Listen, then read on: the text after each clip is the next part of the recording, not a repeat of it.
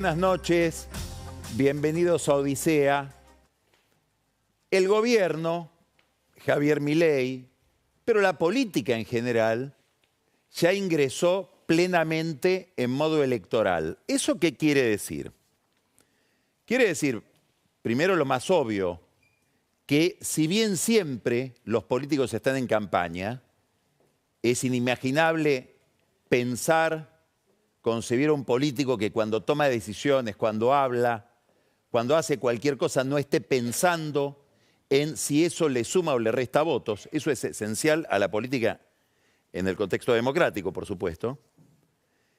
Pero quiere decir algo más, no solamente que las campañas, cuando las elecciones son inminentes, ese espíritu de campaña que siempre tiene a la política se refuerza, se hace más agudo, sino que en otros campos que no son explícitamente arena electoral, también las decisiones, los movimientos, los procedimientos están dominados por esa lógica de la persecución del voto, de conseguir más adhesiones en las urnas.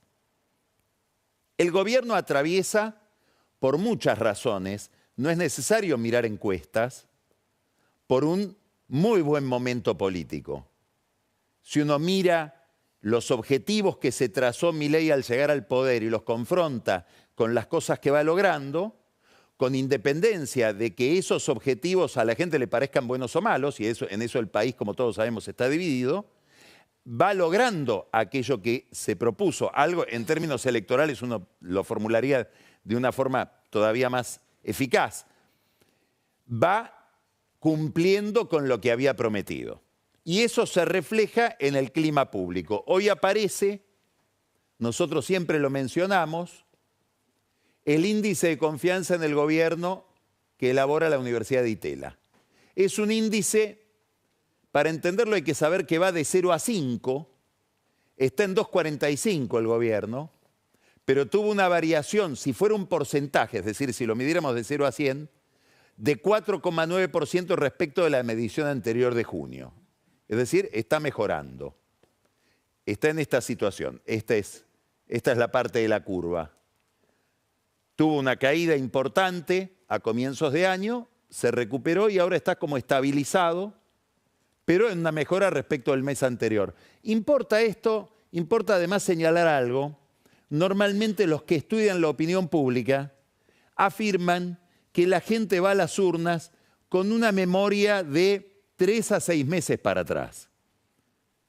Entonces, es importante el último tramo si uno quiere ver cómo le va a ir en las elecciones.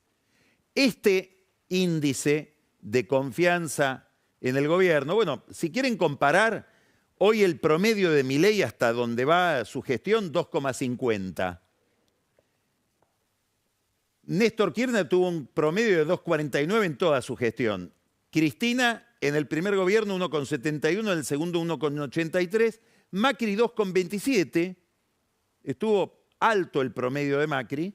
Y Alberto Fernández 1,69. Ahora vamos a mirar este mismo gráfico, pero en una elaboración que mostramos siempre del economista Fernando Marul.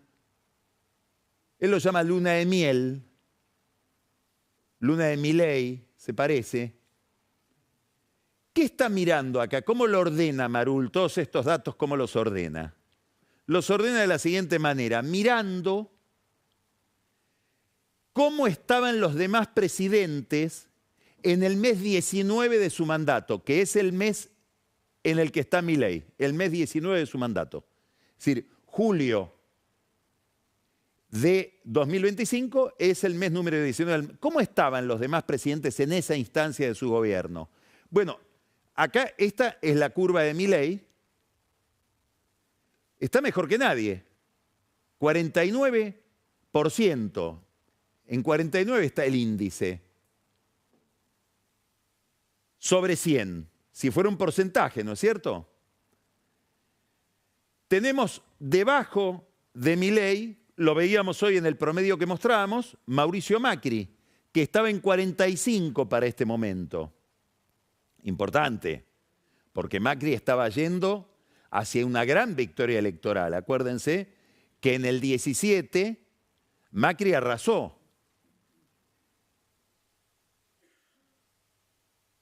Fíjense después cómo Macri, después del mes 19, mes 20, 21, acá están las elecciones. Es decir, pega una gran mejora, remonta muchísimo la cuesta. Bueno, Milei está esperando que le pase lo mismo. Después tenemos combinados a Cristina y Alberto Fernández. Cristina Kirchner estaba en 34, Alberto Fernández también en 34 para el mes número 19.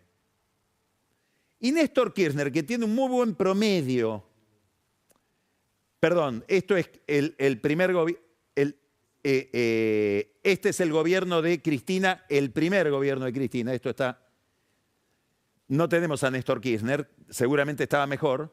Cristina está en 25 para este momento, en el primer gobierno.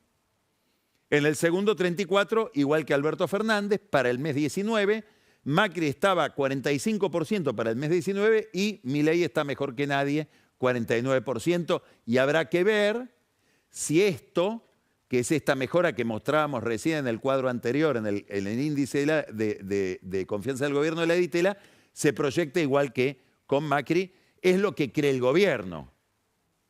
¿Cómo sabemos que es lo que cree el gobierno? Guillermo Francos, el jefe de gabinete, acá el lunes pasado dijo que van a estar entre 41 y 45%.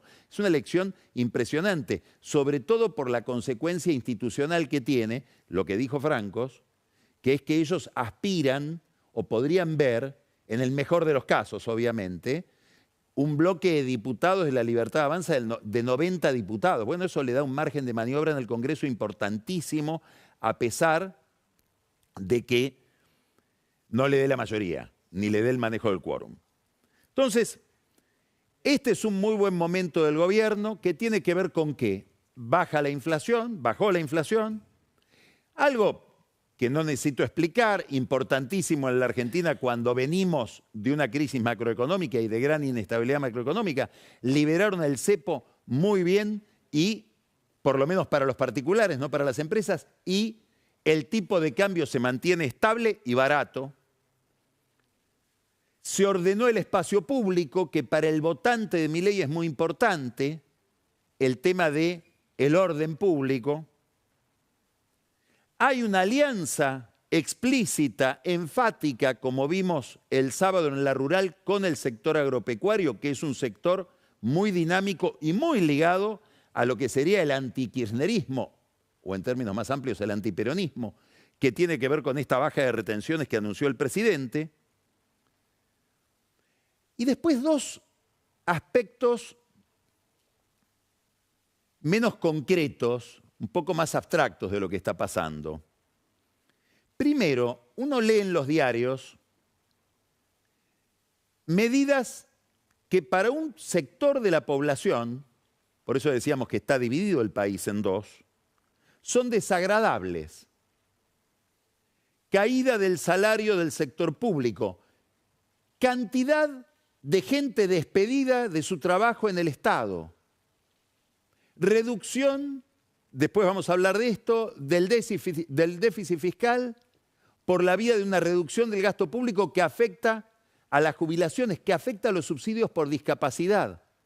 Hay todo un punto de vista, un ángulo desde el cual mirar, que uno dice, todo eso seguramente va a merecer un castigo en las urnas. No. Hay una consigna que aparece en la red X y en las redes sociales en general.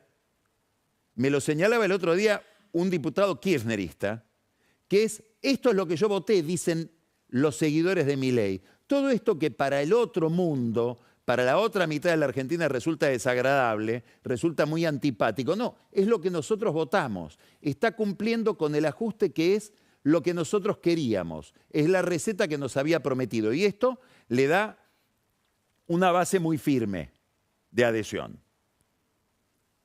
Obviamente, no todos los que lo votaron están tan convencidos y puede haber desencanto. Después vamos a hablar de eso.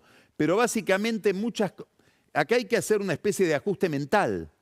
Muchas cosas que fueron consideradas mucho tiempo desagradables, hoy para un sector de la sociedad argentina son convenientes. Y el otro problema, el otro signo de esta época, tiene que ver con que aún para los que ven que esas novedades antipáticas son feas, son antipáticas, aún para quienes no adhieren a esas políticas del gobierno, todavía no apareció, después vamos a hablar de esto con nuestro primer entrevistado, y vamos a tener varias entrevistas, que es Manuel Pasalia, es el candidato de Hechos, que es la fuerza política que representa sobre todo la segunda sección electoral para la legislatura en estas elecciones del 7 de septiembre en la provincia de Buenos Aires. Me refiero a esta característica. Toda la agenda negativa que puede haber hoy en la Argentina respecto de Milei, la agenda negativa del ajuste, la agenda negativa de sectores que están muy aletargados, no sabemos si en recesión, pero sí con una caída de dinamismo que no se recupera, todavía todo eso no ha sido, voy a usar una palabra que usamos varias veces, politizado. Politizado en el buen sentido de la palabra. No aparecen figuras novedosas que no estén ligadas a una experiencia negativa del pasado, capaces de convertir esa agenda en una agenda interesante, en una agenda que atraiga el voto, que produzca adhesión por parte de quienes coinciden con que esa es una agenda desagradable o inconveniente. ¿Qué quiero decir? Que gran parte de la mejora que está encarnando o que está verificando o disfrutando Milei y el gobierno también tiene que ver con un vacío en la oposición. Entonces, todo esto constituyen las bases de un gobierno que entra al tramo final hacia las elecciones, a la campaña, a la elección en la provincia de Buenos Aires, con índices muy positivos, como veíamos hoy en este índice de la Ditela. Hay algo que probablemente es técnico desde el punto de vista de la política, pero que todos los analistas en campañas electorales, los que asesoran gobiernos en campañas electorales o candidatos, recomiendan, es mantenete firme en tu obsesión. No dudes de aquello que representa el producto que vos vendés. Y en esto Milei es muy consecuente. Ahora vamos a ingresar al tema. La idea del equilibrio fiscal, la idea de ordenar las cuentas públicas, es una idea donde evidentemente con esa idea no negocia. Y esto es lo que nos va a iluminar ahora la escena del Congreso. Y los vetos que el presidente, aquellos vetos a los que apuesta frente a temas tan, que uno podría decir indiscutibles, como que las jubilaciones deben ser mejoradas, como que los subsidios a la discapacidad no deben ser tocados. Más discutible puede ser la moratoria jubilatoria que ha destruido el sistema previsional argentino. Bueno, Milei sigue en contra de esas medidas que propone el Congreso, que le propone la oposición, atándose al mástil del equilibrio fiscal, que es la piedra angular de lo que él considera la clave de la baja de la inflación. Ahí está la disputa en el Congreso.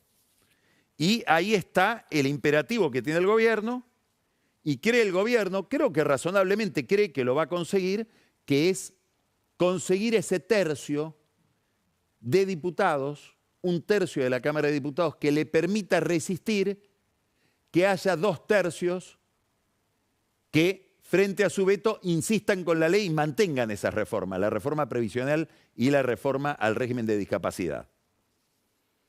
El gobierno cree que si veta y el gobierno insiste, va a poder mantener el veto. Acá lo que hay es una duda que debe estar trabajando la cabeza de la oposición. Y sobre todo debe estar haciendo dudar a Unión por la Patria, centralmente al kirchnerismo. Vuelvo al comienzo.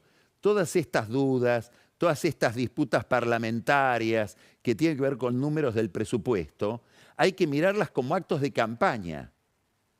Hoy están puestas en una lógica electoral. Entonces, si yo fuera el presidente del bloque de Unión por la Patria o del peronismo en la Cámara de Diputados, si fuera Máximo Kirchner, que tiene una gravitación enorme ahí, me estaría preguntando, ¿me conviene conseguir el quórum para discutir el veto si después ese veto se va a convalidar?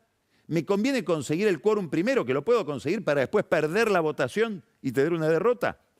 Este es un dilema que tiene hoy la oposición. ¿Por qué? Porque el gobierno está en condiciones de sostener el veto con 1/3 de los diputados. Y está en condiciones de sostener el veto también por una razón que tiene que ver con lo electoral. Porque la alianza que sella en la provincia de Buenos Aires con el PRO obliga a muchos diputados que en muchos casos se abstuvieron, sobre todo en estas leyes, ahora a cambiar su voto y defender al gobierno. Por ejemplo, María Eugenia Vidal, ¿qué va a hacer?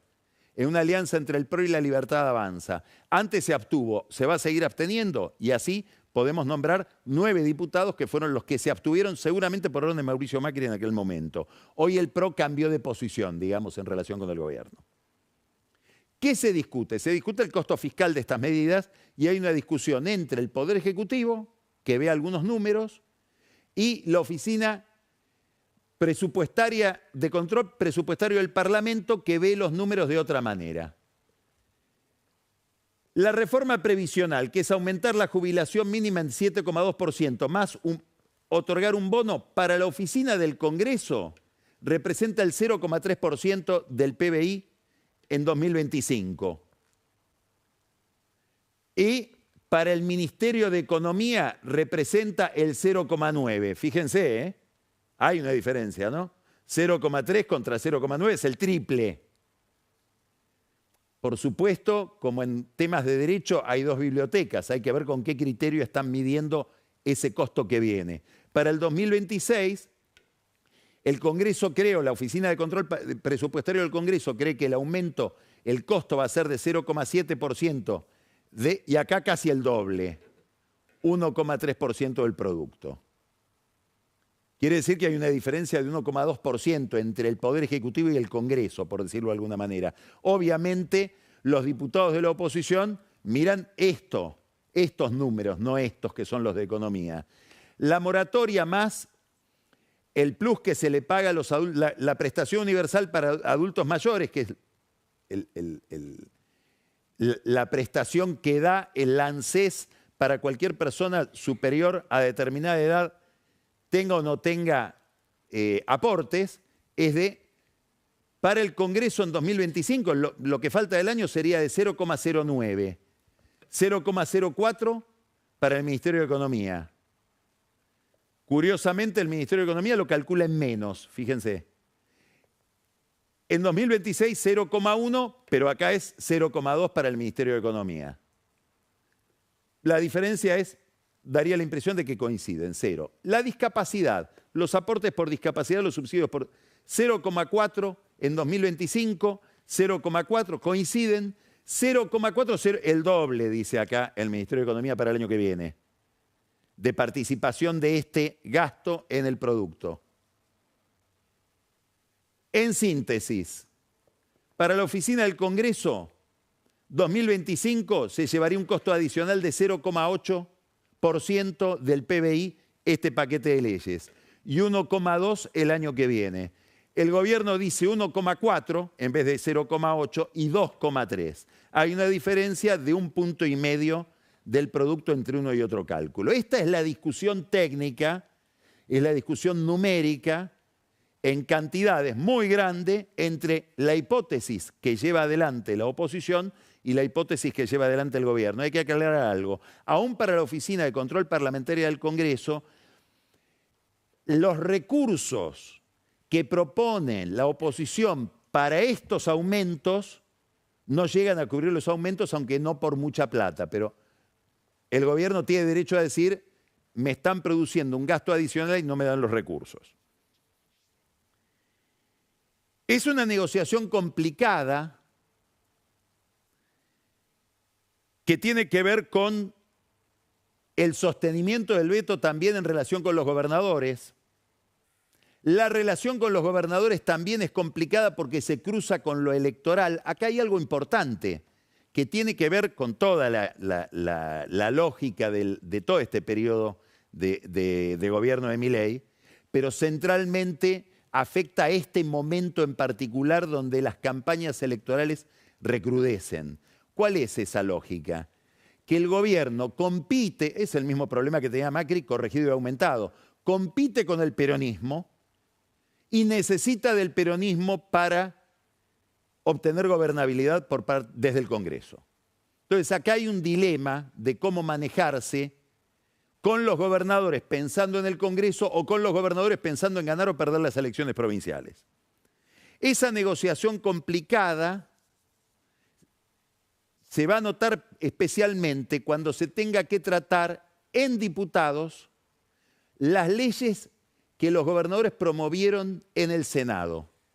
Básicamente el reparto del impuesto, la reforma al impuesto a los combustibles y sobre todo la idea que tienen los gobernadores de repartir parte de los ATN de manera automática con los índices de coparticipación.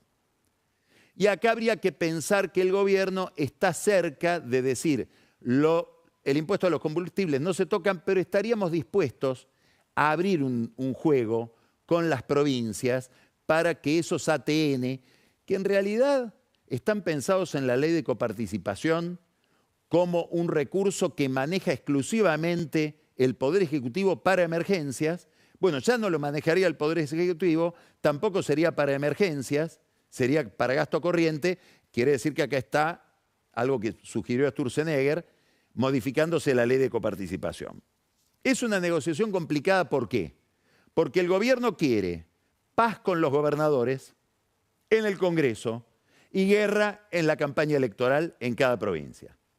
Y esto produce ruido, sobre todo en las provincias donde la libertad avanza, está los que la conducen, básicamente toda la operación electoral está en manos de Karina Milei y su grupo, centralmente los Menem, que acompañan a la hermana del presidente, están muy tentados en pelear en todas las provincias porque hay provincias donde las encuestas les dicen que están muy bien. Y esto agrede a los gobernadores y los pone a la defensiva, inclusive a gobernadores muy amigos. El caso más emblemático es Gustavo Sáenz, por ejemplo, de Salta, que es un gobernador con mucha comunicación con el gobierno, que lidera un grupo de gobernadores del norte, pero que ve que en la provincia de Salta el gobierno le planta una candidata que quiere hacerle perder la elección y que lo trata, como ese estilo de la libertad avanza, muy agresivamente. Poco menos que le dice narcotraficante. El mismo gobierno o la misma fuerza política que le está pidiendo apoyo en el Congreso. ¿Dónde el gobierno está muy bien y está tentado de pelear? Mendoza, Córdoba, Entre Ríos, Misiones, Tucumán, Salta, Catamarca, Río Negro, Neuquén, dicen que hasta en La Pampa. Y es interesante el proceso que se da en muchas provincias. ¿Por qué? Y porque el discurso de la libertad avanza es queremos motosierra y obliga a muchos gobernadores, en algunos casos peronistas, a decirle para satisfacer ese discurso y esa demanda, bueno, tengo que hacer un ajuste fiscal que en realidad no quiero hacer. Digamos, hay todo un enredo también con la agenda y con este nuevo criterio por el cual cosas que siempre fueron antipáticas para un sector del electorado hoy son simpáticas. Pero es esta competencia o esta tensión entre obtener gobernabilidad de las provincias o competir con ellas, con los gobernadores. Sobre este panorama general se recorta la gran pelea que es la bonaerense, de la que después vamos a hablar con Pasalia. Es una gran pelea porque adelanta todo lo demás. Imagínense si el gobierno gana la provincia de Buenos Aires, el clima que le impone al resto, con independencia del impacto que tiene sobre la interna peronista, porque en la provincia de Buenos Aires se despliega asordinada, pactada, contenida, la gran interna peronista, que es la crisis interior del kirchnerismo con Kicillof, que se levanta contra Cristina. Bueno, el gobierno cree que en la primera sección electoral, que es todo el conurbano norte,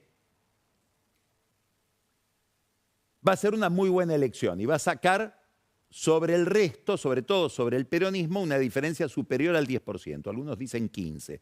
Y hay encuestas que llegan con mucho optimismo hasta 20%. La gran batalla se da en la tercera sección electoral. Y es una batalla ligada a un tema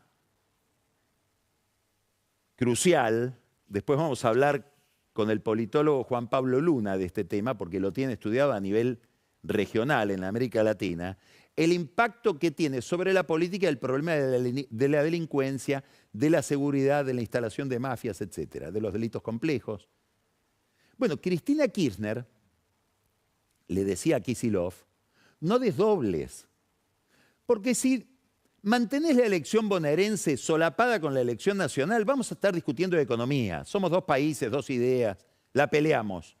Pero si adelantás la elección, te van a instalar temas bonaerenses, no temas nacionales. Y el tema bonaerense es la seguridad. Y no es que, habla Cristina, ¿no? No es que vos, Axel, estés haciendo un pésimo gobierno. No hay forma de hacer buen gobierno en esa materia en la provincia de Buenos Aires, al menos hasta ahora.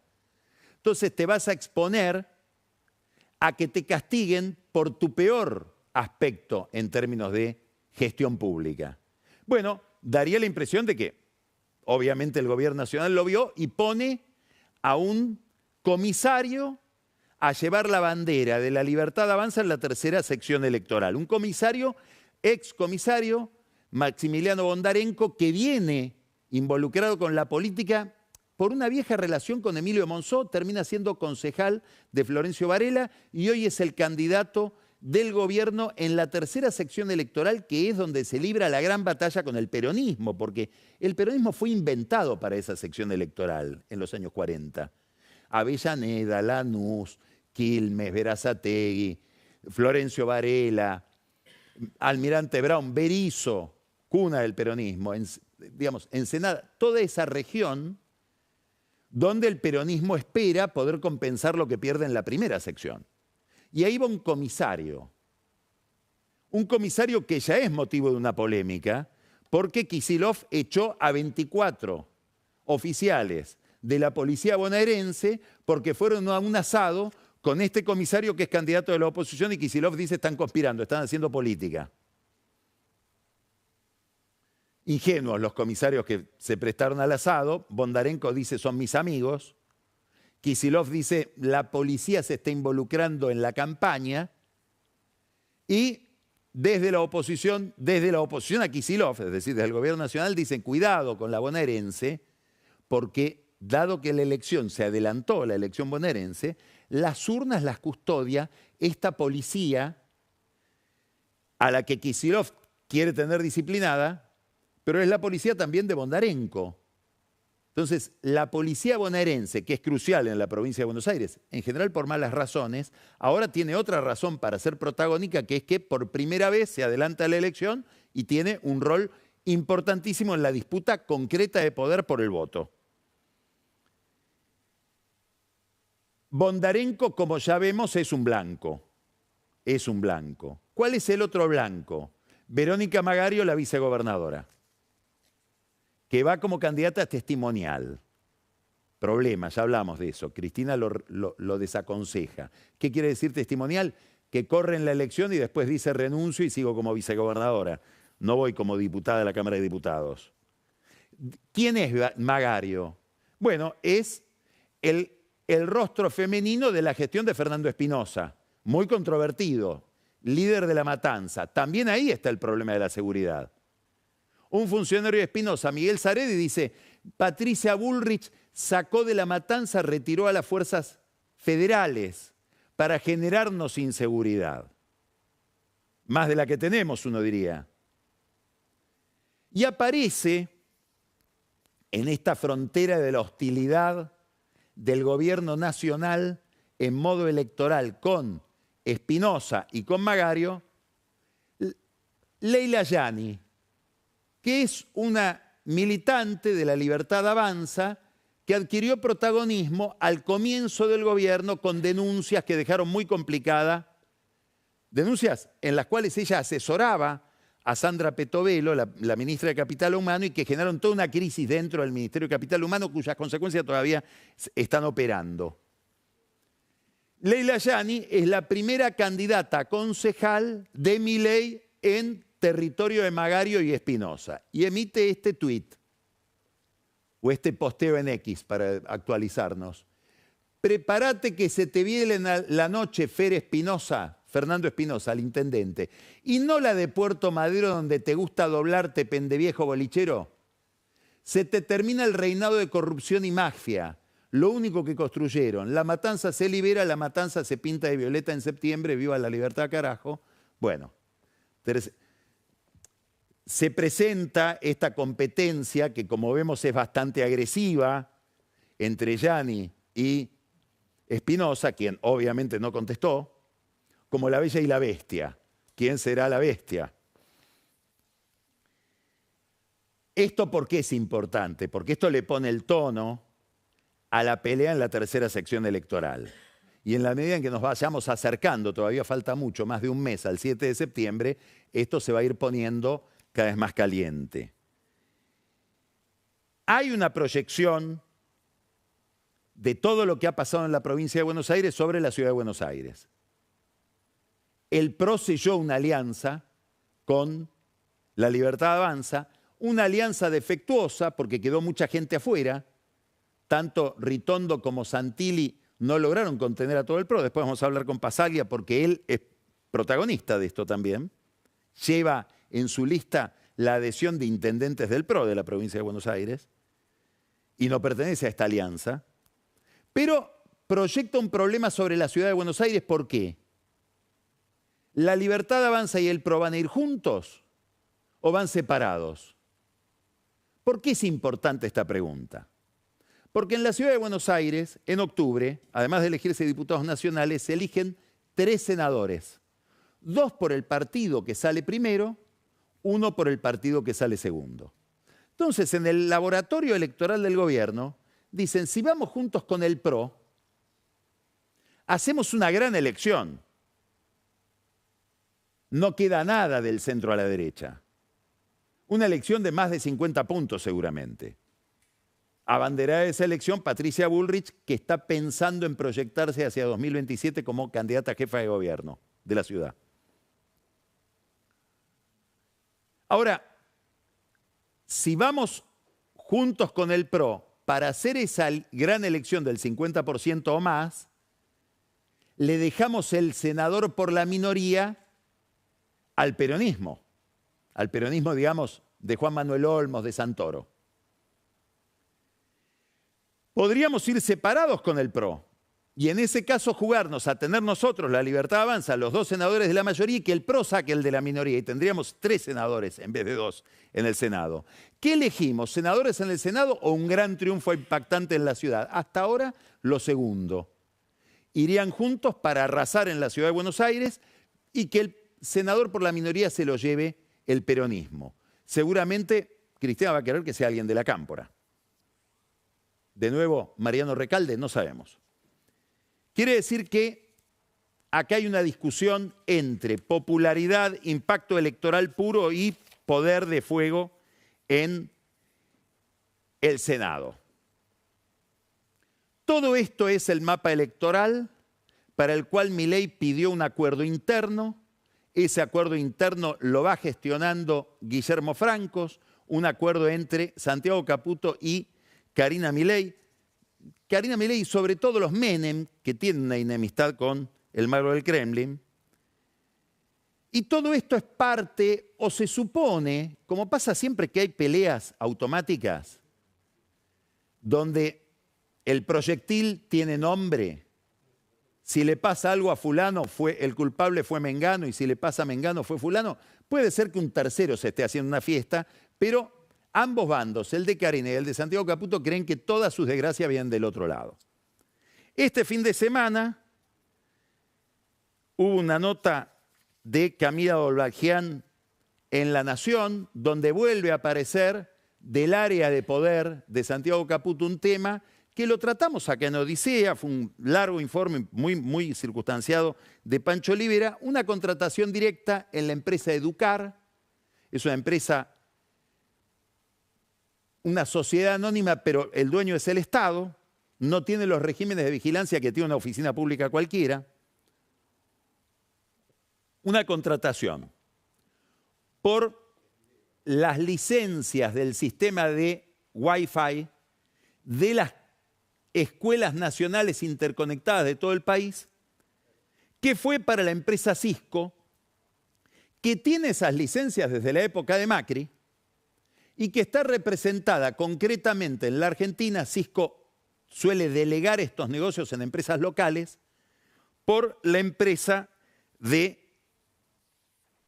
empresario Leonardo Scaturice, que adquirió notoriedad por aquel avión que entró a la Argentina sin control en Bombardier con una empleada de Scaturice, que es Laura Belén Arrieta. Es ese avión que produce todo un escándalo, todavía sigue el escándalo, por no haber tenido los controles que corresponde por parte de la aduana. Inclusive ahora hay una gran pelea ahí adentro, un poco sórdida, por presiones sobre algunos funcionarios de la aduana de Aeroparque, por ese teléfono, que está la clave de todo ahí, que Belén Arrieta intercambia con una funcionaria de la aduana, donde aparentemente alguien dio la orden de que no se revise el avión.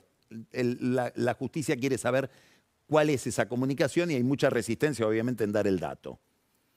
Entonces, aparece esta noticia, la dio Pancho Olivera, la desarrolla Dolbalgian largamente este fin de semana en La Nación, una contratación directa para la empresa de Scaturice por 78 millones de dólares.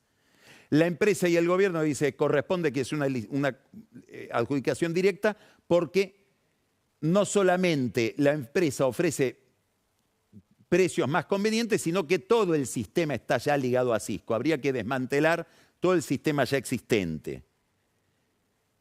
Dolbalgian dice, cuidado, porque hubo dos empresas que compitieron y no se armó licitación, se tendría que haber armado. Lo cierto es que ahora aparece otra novedad. Y es que, es esta, los síndicos de